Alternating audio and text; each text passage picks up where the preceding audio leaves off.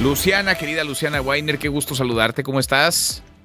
Hola Manuel, muy buena tarde para ti y para toda la audiencia. ¿Cómo estás? Muy buena. Hasta 100 días ya, Luciana, de este baño de sangre, de esta historia que parece repetirse, es como un disco rayado, ¿no? Diario un poco lo mismo. 100 días de esta espiral de violencia interminable en Sinaloa. En efecto, escuché un poco lo que decía Ricardo, ¿no? De que la única solución parece ser que una de las facciones gane sobre la otra.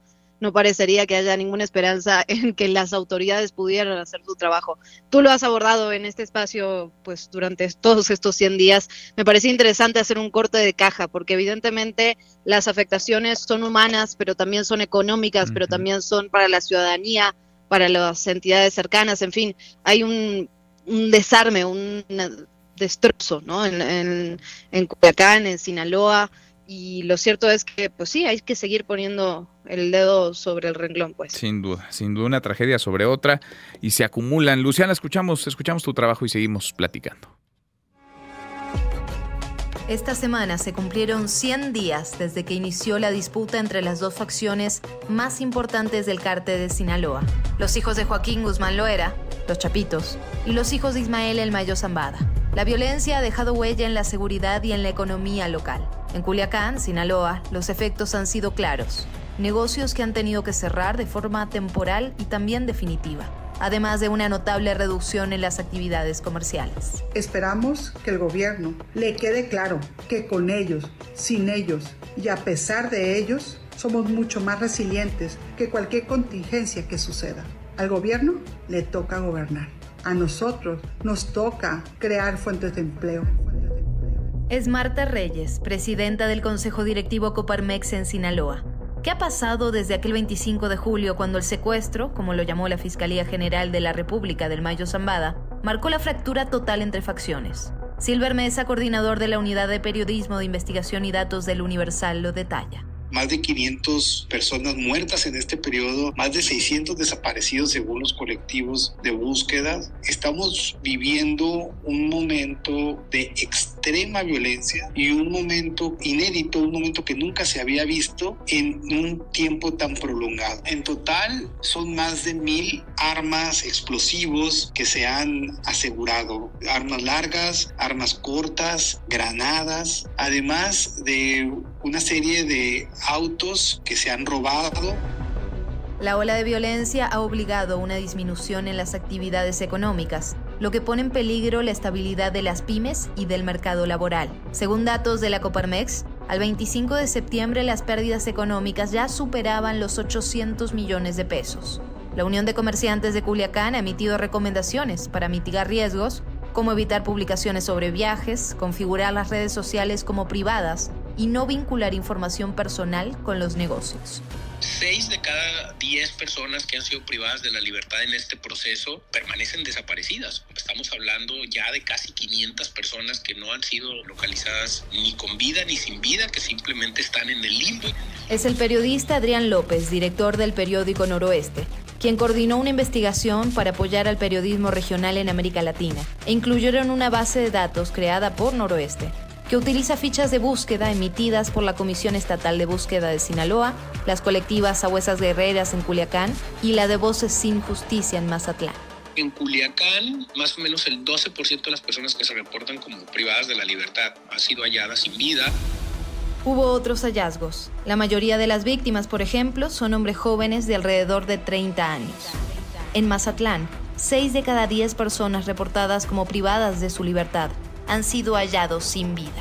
Y a pesar del despliegue de elementos de las autoridades federales, apenas este miércoles el secretario de Seguridad y Protección Ciudadana, Omar García Harfuch, confirmó la muerte de uno de sus compañeros durante una balacera en Culiacán.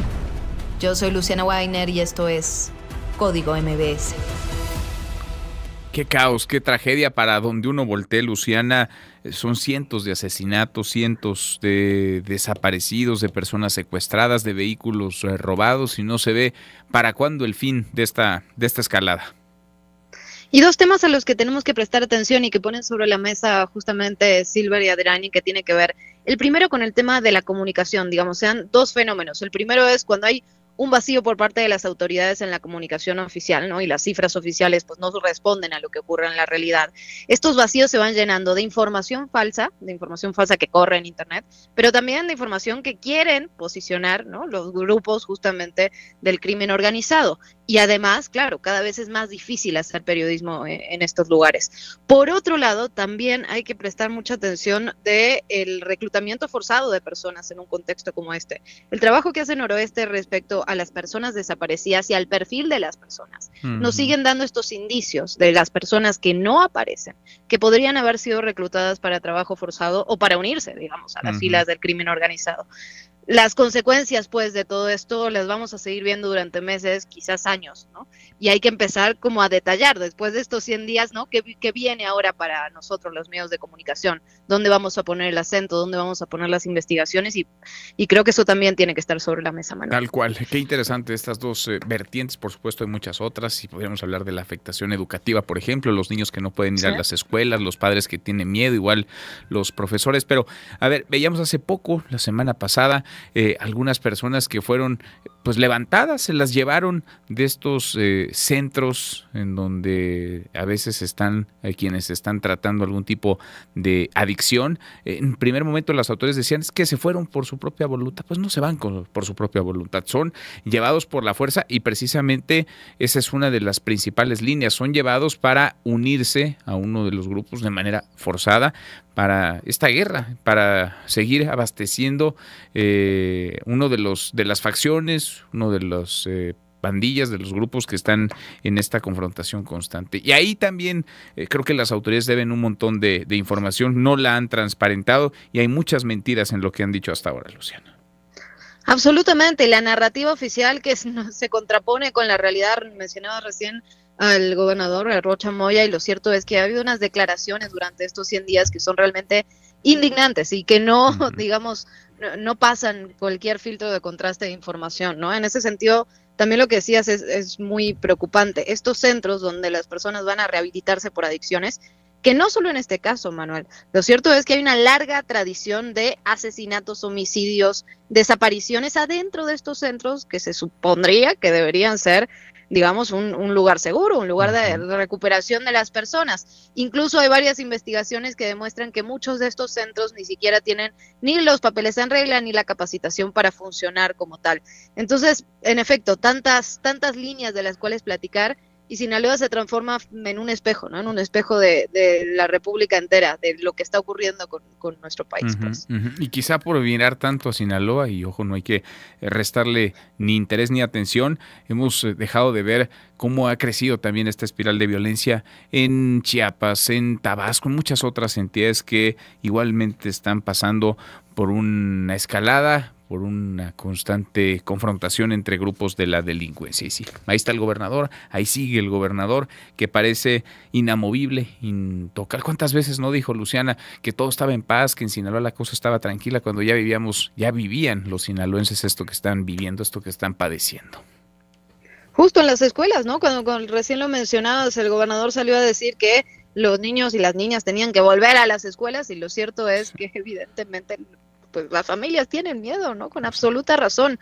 Se hace este llamado para volver a las aulas cuando pues no están las condiciones dadas. Es cierto, ¿no? Esto no es solo de una administración, esto no es solo de este momento, es una acumulación de décadas de esta espiral de violencia, y que cuando se rompe justamente la conocida, ¿no? Como la Pax Narca, donde hay un grupo que domina sobre los demás, entonces la violencia no es tan explícita, no es contra la ciudadanía, no es constante, pero cuando se rompe ese equilibrio vemos lo que está ocurriendo, y por eso muchas veces las detenciones de las cabezas de los grupos del crimen organizado pues no generan paz, sino todo lo contrario, generan una nueva lucha del poder por volver a ocupar esos espacios. ¿Qué pasa, ¿no? con la otra pata de este combate contra el crimen, que tiene que ser en efecto desde los lugares de la economía, ¿no? Cortar esos flujos económicos de dinero al crimen organizado para ir minando de esa forma el poder que también tiene. Tal cual, en fin, pues ojalá que los próximos 100 días sean mejores que estos últimos 100 para Sinaloa. Gracias como siempre, gracias Luciana.